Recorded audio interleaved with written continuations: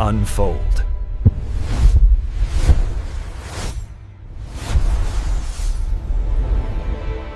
자, 한번 생각해 볼까요? 우리가 매일 살아가는 이 주거 공간, 아파트가 어떻게 한 나라의 경제와 사회, 심지어 정책성까지 규정하게 됐을까요? 오늘 한국 아파트의 그 비밀스러운 역사 속으로 깊숙이 들어가 보겠습니다. 한 프랑스 학자가 한붕을 딱 한마디로 이렇게 정의했어요. 아파트 공화국. 정말 그렇죠? 강변을 따라서 또 도시를 가득 메운 거대한 콘크리트 성벽들, 바로 대한민국의 자화상입니다. 근데 진짜 흥미로운 건 이거예요. 서양에서 아파트는 보통 저렴한 임시 주거지, 이런 이미지가 강하잖아요? 그런데 어떻게 한국에서는 이게 중산층의 상징이자 부의 척도, 그야말로 성공의 증표가 되었을까요? 이 현상을 제대로 이해하려면요, 시간을 거슬러 올라가야 합니다. 모든 게 시작됐던 1960년대, 70년대로요. 근대화라는 거대한 꿈과 함께 또 끔찍한 실패가 공존했던 바로 그 시절로 말이죠.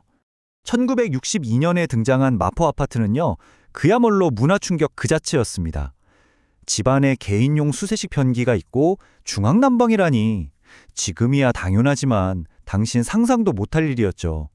사람들이 이걸 너무 못 믿으니까 건설사가 가스 셀까 봐 살아있는 쥐를 집안에 풀어서 안전하다는 걸 직접 보여줘야 했을 정도였다니까요.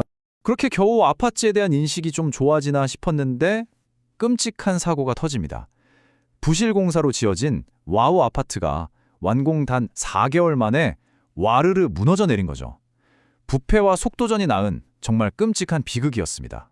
이렇게 바닥까지 떨어진 신뢰를 되찾으려고 정부가 정말 작정하고 만든 게 바로 여의도 시범 아파트입니다.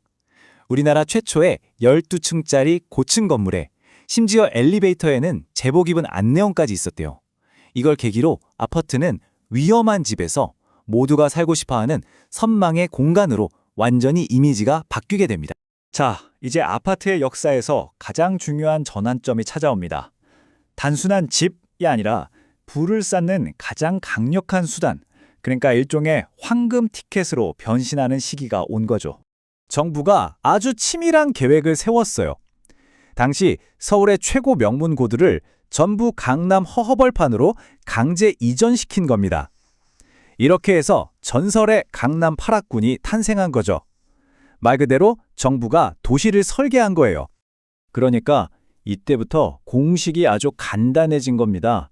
강남 아파트에 산다는 건 그냥 좋은 집에 산다는 의미가 아니에요. 우리 아이를 명문대에 보낼 수 있는 티켓을 손에 쥐었다는 뜻이 된 거죠. 정부가 주거와 교육을 이렇게 딱 묶어버리니 이 아파트들의 가치는 천정부주로 솟을 수밖에 없었습니다. 바로 이때부터 프리미엄, 우리가 흔히 P라고 부르는 개념이 생겨납니다. 집이 다 지어지기도 전에 분양권만 팔아서 바로 엄청난 이익을 보는 거죠. 이 시점부터 아파트 청약은 내 집 마련이 아니라 인생 역전 로또라는 인식이 사회에 깊게 뿌리내리게 됩니다. 상황이 너무 과열되니까 정부가 이걸 시켜보려고 채권 입찰제라는 걸 만들었는데요. 이게 오히려 불에 기름을 부은 격이 됐어요. 아파트를 사려면 채권을 사야 하는데 더 비싼 채권을 써낼수록 당첨 확률이 높아지는 방식이었거든요. 그러니까 정부가 공식적으로 이 아파트는 이만큼의 웃돈 가치가 있습니다 라고 공인해준 꼴이 된 거죠. 시간이 흘러 현대로 오면서 아파트는 이제 집이나 투자를 넘어서서 나의 사회적 계급을 보여주는 하나의 거대한 요새가 되어갑니다. 2000년대부터 건설사들은 더 이상 콘크리트를 팔지 않아요. 라이프 스타일을 팔기 시작합니다. 삼성의 레미안, GS의 자이처럼요.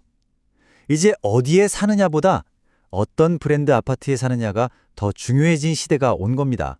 그런데 이런 브랜드와 지위에 대한 집착이 어두운 그림자를 만들어냈습니다. 바로 소셜 믹스라는 정책의 현실이었죠. 정부의 의도는 좋았어요. 한 단지 안에 일반 분양 아파트랑 저소득층 임대 아파트를 같이 지어서 더불어 살게 하자는 거였죠. 하지만 현실은 참혹했습니다.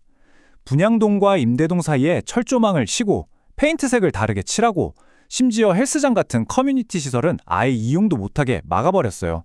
현대판 신분제가 아파트 단지 안에서 생긴 겁니다. 가장 가슴 아픈 건 이런 차별이 아이들 사회에까지 그대로 스며들었다는 겁니다. 아이들이 자기 친구들을 사는 곳으로 나누고 휴거, 엘사 같은 끔찍한 신조어들로 서로를 놀리기 시작했어요. 어른들의 욕망이 아이들의 놀이터까지 망가뜨린 거죠. 자, 그럼 이 모든 광기를 거쳐온 아파트 공화국의 오늘은 어떤 모습일까요? 피할 수 없는 위기가 바로 눈앞에 다가오고 있습니다. 아까 그 프랑스 학자가 이런 경고를 했었죠. 30년마다 부수고 다시 짓는 한국의 방식은 지속 불가능한 일회용 도시라고요. 생각해보면 맞는 말입니다. 경제가 계속 성장하고 인구가 계속 늘어날 때나 가능한 모델이잖아요. 근데 그 시대는 이제 끝났습니다. 그럼 앞으로 어떻게 될까? 그 힌트를 이웃나라 일본에서 찾아볼 수 있습니다.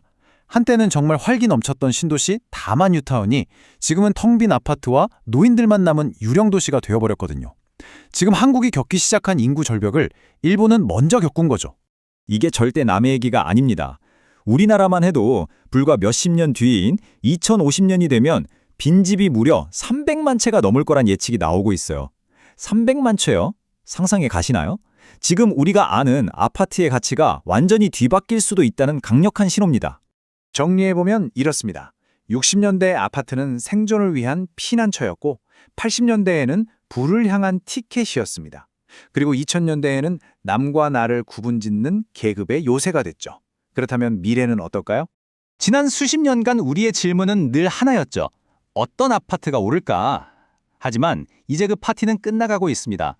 우리가 진짜 던져야 할 질문은 따로 있는 것 같아요. 바로 이겁니다. 우리는 어떤 공간에서 어떻게 함께 늙어갈 것인가?